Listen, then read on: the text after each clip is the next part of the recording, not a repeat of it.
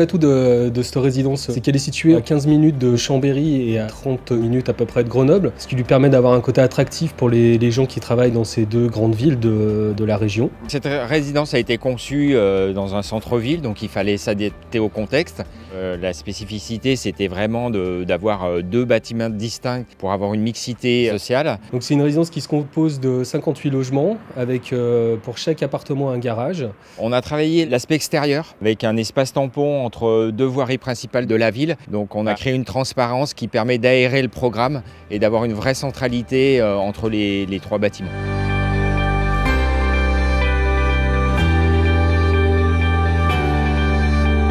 Ce qui me plaît déjà, c'est la qualité des logements, qui, je le sais, font plaisir aux habitants aujourd'hui, que ce soit au niveau du confort, chauffage, l'esthétique du bâtiment. Vraiment, il y a un projet là de qualité.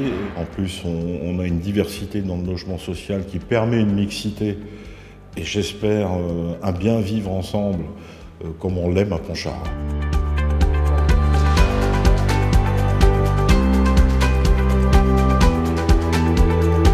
Cette résidence a été abandonnée par un promoteur national, on a su la reprendre dans de bonnes conditions et surtout on a pu y faire une qualité architecturale et une qualité de prestation qui est au-delà que le logement classique. Un acteur comme Alila a toute sa place dans le débat du cœur du logement, car aujourd'hui on est un vrai créateur de mixité, un vrai créateur de qualité, de logement. J'étais ravi de pouvoir accueillir aujourd'hui le préfet de l'Isère, car il a pu constater par lui-même que la seule différence entre un logement classique et un logement social était le nom.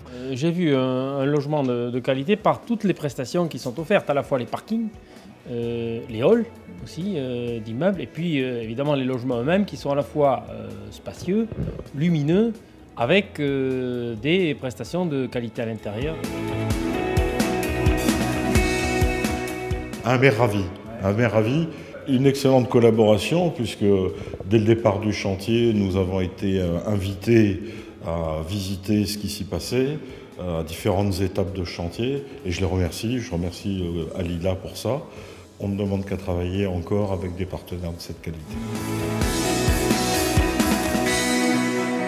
Il est bien évident qu'il faut s'appuyer sur des partenaires privés qui ont l'expérience, qui ont la capacité à faire, mais qui évidemment s'engagent dans un processus où ils sont en partenariat avec le public, c'est-à-dire que nous aussi nous avons des exigences particulières, et en particulier dans le cadre des financements qu'on accorde.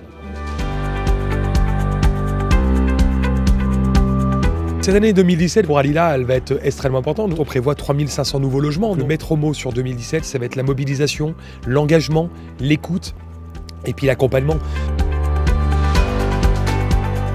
Aujourd'hui, Alila, c'est un groupe national. Je vous rappelle, on est présent à Nantes, à Bordeaux, à Paris, à Strasbourg, bien sûr à Lyon.